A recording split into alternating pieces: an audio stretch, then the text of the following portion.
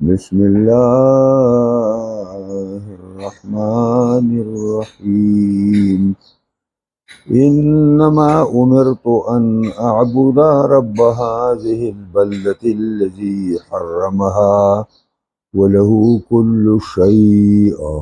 وأمرت أن أكون من المسلمين وأن أتلو القرآن فمن اهتدى فإنما يهتدي لنفسه ومن ضل فقل إنما أنا من المنذرين وقل الحمد لله سيريكم آياته فتعرفونها وما ربك بغافل عما تعملون صدق الله مولانا العظيم. مخکې آیاتونو کې د قیامت ذکر راغی او قرآن پاگی دلائل ویل، لیکن دا باغی باوجودو دا د مکی معظمی دور دی.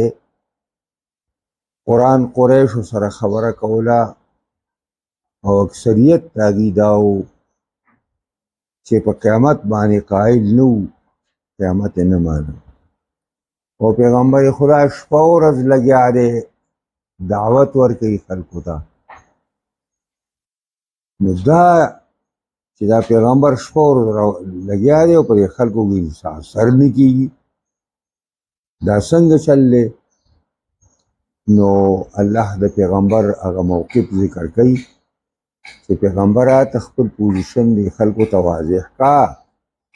چې زما کار دعوت الله او زما کار تبلیغ دی، زه به دا کوم بس. اوس دا خبره چې منئ او نه منئ، ځان پوهه کوئ او که نه پوهه کوئ، نو دا ستاسو کار دی چې پوهه کوئ ځان او که نه پوهه کوئ، منئ او که نه منئ دا ستاسو کار دی.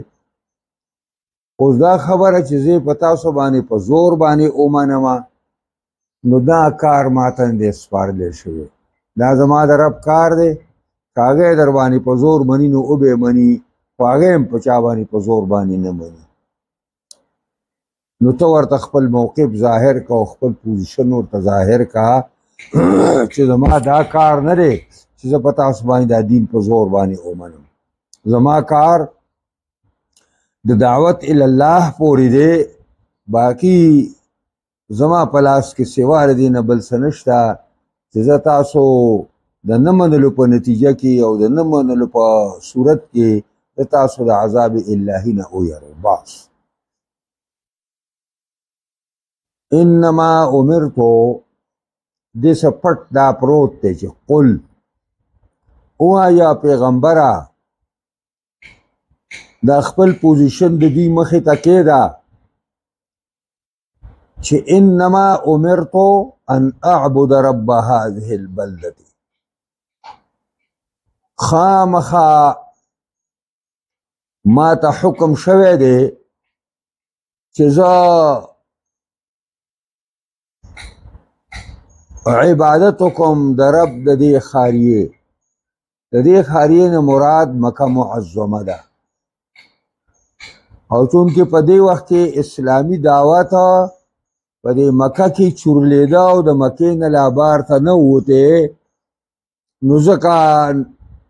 الله پیغمبر ته وایي چې داسې ورته ووایه چې زه مامور یم په دې چې زه به عبادت د رب د دې ښار کومه چې دا د مکې ښار دی چې کوم کې دا دعوت چلیږي لګیا دی. الذي هغه ښار حرمها چې الله رب العزت د هغې بې حرمتي حرامه کړې ده، چې دې څوک به حرمتي به نه کوي. دې ته چې څوک ننوته هغه ته به امني. حضرت عمر وایي که فرض کړه خطاب قاتل ماته په بیت الله کې ملاو شي نو زه ورته څه نشم ویلی، ځکه چې قرآن دا د قرآن او د سنت نه واضحه ده چې ومن دخله کان آمنا، څوک چې دې ته دننه شو بیت الله ته دا به په امن باندې. په دې کې به چاوینه نه تویږي. دې کې به څوک نه وجلی کېږي. دا خو حجاج زوی د یوسف و چې عبدالملک زوی د مروان ولېږه او په بیت الله شریف یې وران کړ. په ګټو باندې د ابا قبیس غر نه وویشته، منجنیقونه یې ورته ولګول، غټ غټ ټالونه پای کې به یې من او دو منه ګټه دا کوله او بیا په بیت الله ورته ایښوده او بیت الله یې مات کړ او دننه پکې عبدالله زوی د زبیر رضی الله تعالی عنه چې صحابي رسول و هغه پکې شهید کړ دننه. دا خلکو بیا دا نه دا دې ته اړو بیا پام هم نه و چې دا داسې ښار دی چې دې له الله عزت ورکړی دی، په دې کې داسې یو کور دی چې هغې ته څوک نه روځي نو هغه به په امن باندي. د هغه دې کې به څوک نه وجلی کېږي، دې کې به د چا وینه نه تویږي، د دې ښکار به څوک نشي کولی، د دې اونې به څوک نشي کټ کولی، د دې واښه به څوک نشي ریبلی او ښکار کول نه، د دې ښکار د ځای نه پاسولی هم نشي. چا سوري ته ښکار پروت دی او ته ورشې پایسې او هغه ته په سور کې کښېنې، دا حق هم ستاله نشته. او زه چې دا ویم چې زه مامور یم چې عبادت د دې ښاریې د پروردګار وکړمه، نو هغه یوازې د دې ښاري پروردګار نه دی، وله کل شیء، د دې الله دپاره دی هر یو څیز خلقا و ملکا و عبیدا، هر شی الله پیدا کړی دی، هر شی د الله تعالی په بندګۍ کې دی او هر شی چې کوم دی د الله په تصرف کې دی. وله کل شیء، او خالص دی الله دپاره هر یو شی دی، نو الله د هر یو شي رب دی او د هر یو شي مالک دی. و امرت ان اکون من المسلمین، او ما ته حکم شوی دی چې شمزه د گردن نهادونه، ما ته خدا ویلی شوي دي چې ته زما مطیع او تابعدار وګرځه، نو زه د الله مطیع او تابعدار یما او د الله تابعدار به داسې یما او داسې به ومه. او ما ته دا حکم هم شوی دی چې وان اتلو القرآن، چې زه قرآن اولولم، یعنې زه مامور ما په تلاوت د قرآن باندې، د دې دپاره چې د قرآن په تلاوت کې دا فیدې دي چې سړی حلال او حرام وپېژني، حق او باطل وپېژني، جایز او ناجایز وپېژني، دا د قرآن په تلاوت کې دي. ما ته د قرآن د تلاوت حکم شوی دی او ما ته د قرآن د لوستلو او خلکو ته د اورولو حکم شوی دی چې دا قرآن خلکو ته ووایه، دا قرآن خلکو ته واوروه، د دې قرآن دعوت خلکو ته ورکه. په من اهتدا، پس چا چې درست لار وموندله او د دې قرآن هدایات قبول کړه، فانما یهتدی لنفسه، پس خامخا د هدایت مومي د خپل ځان د پیدې دپاره. که چا درست لار واګسته، د قرآن لارې خپله کړله، نو ځان لی پیدا ورکړه، ځان یې د اور نه بچ کړه او ځان یې د جنت مستحق وګرځو، نو فایده یې عمده ته را روانه ده. ول نعیمه تا ته ځای نه دی معلوم؟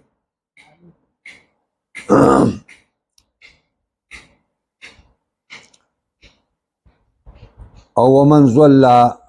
څوک چې ګمراه شو، د دې قرآن هدایت قبول نه کا او په ورانه باندې روان شو، فقلت ورته ووایه چې انما انا من المنذرین. څوک چې د دې قرآن نه ګمراه شو، د دې قرآن لارې خپله نه کړه، د دې قرآن هدایت قبول نه کا، نو د ده د ګمراهۍ وبال هم په ده باندې وي، د ګمراهۍ وبال به هم په دی. دا به بل چا ته په بل چا باندې د ګمراهۍ اثر نه وي، د دې وبال او د دې عذاب او عقاب دا به د په سټ باندې پروت دي او دی دا خبره چې ته شپه ورځ لګیا یې او په خلکو اثر نه کېږي نو دا به ته پخپله په دې عمل نه کې دا زمونږ صاحبان وایي یا بزرګان چې څوک خبره ونه مني و یاره به دا په مونږ کې کمی و دا کمی په مونږ کې دا به پیغمبر کې کمی و چې شپه ورځ په مکه کې لګیا او قریشو نه مانه دا خدای خبر چې دا دوی کوم ځای نه زده کړي دي دا د اسلام د کوم ګوټ نه او د قرآن د کوم ګوټ نه دا خلک لګیا دي مونږ په دې نه پوهېږو فقل انما انا من المنذرین ووایه خامخا زه د یرونکو یم او انما د په ما او د الا په معنا راځي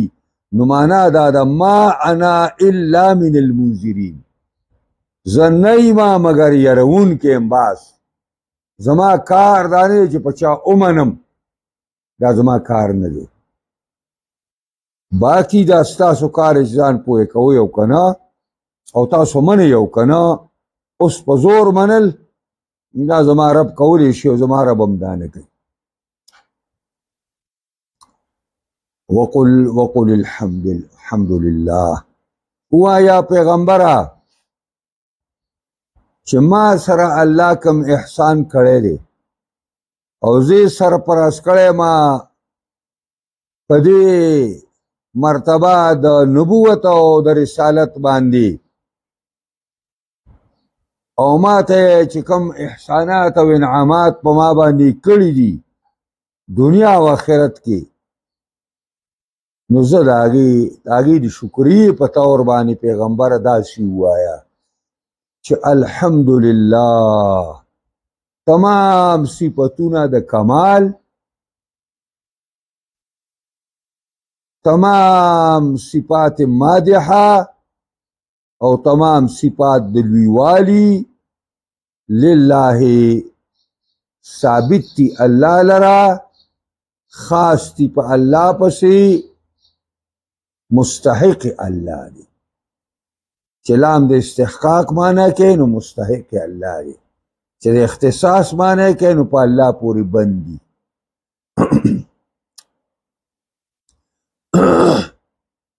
سأوریکم آیاته زردا چې او بخایم تاسو ته نخې د قدرت خپل تاسو ته بزر خپل قدرت هغه نخې او خایم الله وایي وفي الآفاق وفي انفسکم بل ځکه قرآن کې الله وایي ستاسو په دې ځانونو کې او په دې اطراف او په ماحول کې د الله د قدرت نښې دي وفي كل شيء له آية تدل على أنه واحد په هر یو څیز کې د الله د قدرت نښې دي او هر یو په دې دلالت کوي چې الله یو دی الله یو دی الله یو دی بس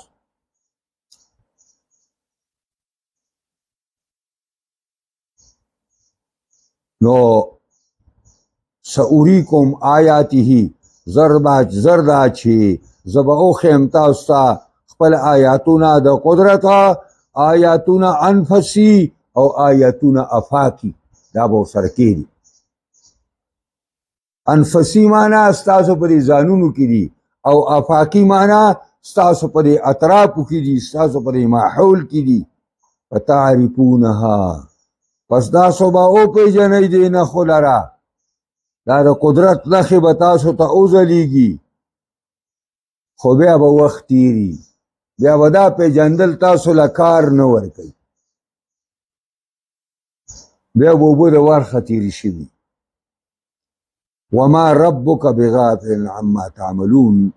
نه دی رب ستاسو نه خبر عما تعملون د هغې نه چې ستاسو څه عمل کوي په آخر کې چې صورت ختمیږي نو الله تعالی یو طرف ته وعد ورکوي او بل طرف ته وعید ورکوي مؤمنانو ته وایي وما ربک بغافل عما تعملون پیغمبره ستا پروردګار نه دی نه خبر د هغې نه چې دا نیکانې کوي نو چې دا نیکانې کوي نو هرې نیکۍ باندې به الله بدلې ورکړي.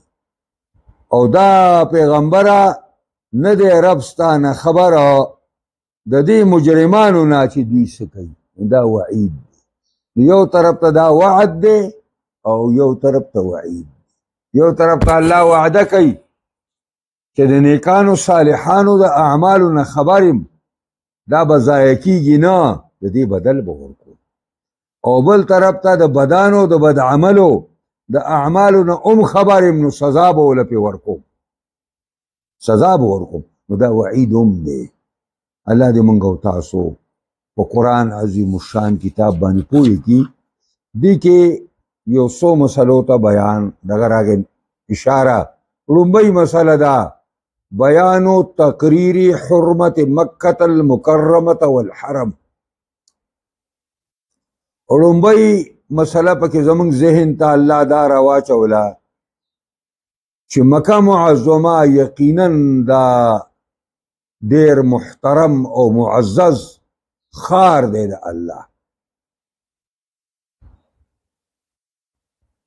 او په خاص کر حرم چې دی د حرم ډېر لوی اعزاز او اکرام دی د الله سره. دا مکه معظمه په حرم کې دننه ده. نور حرم یوازې دا مکه نه ده او دا مسجد حرام نه دی، بلکې دا چې کله حضرت ابراهیم علیه السلام کعبه تیار کړه، جبریل راغی او ویل راشه تا ته د حرم حدود وښیم. نو جبریل ابراهیم علیه السلام په ځان سره کو چاپېرې وګرځول. نو په بعض ځایونو کې د مدینې ته چې کوم روډ وتی دی په دې باندې تنعیم نومې ځای دی، مسجد عایشه ورته اوس مشهور دی، 4 کیلومتره کې دی. هلته خلک ورځي او د هغه ځای نه بس بیا دا تنعیم چې دی نو دا برید دی د حرم او د زمین حل. نو هلته ورشي نو ځکه چې قانون دا دی چې تا یوه عمره وکړه بله کې نو ته به د حرم نه وځې او نیت به د زمین حل نه راتړې. نو هلته 4 کیلومتر کې دی. د عزیزیې طرف ته زه په خپله تلی پیاده تلی مزم، کله کله مونږ ایسه پیاده روان شو، پیاده به راځو. نو دا 7 کیلومتر دی. او دې لاس ته عرفات ته چې ځي نو بیا 13 کیلومتر، ځکه چې عرفات سره چې کوم مسجد نمیره دی د هغه مسجد نمیره دا محراب او دا د مخکو صفونو ځای دا په عرفات کې داخل دی، دا په حل کې دی. او دا هغه مسجد نمیرې وروسته څومره حصه چې دا ټوله په حرم کې ده. دې وجې نه موږ چې پکې لمونځ کوو ما خپل ملګري ته وویلي مخکې زور مه کوه، محراب ته ځان مه رسوه، حرم کې به ودرېږو،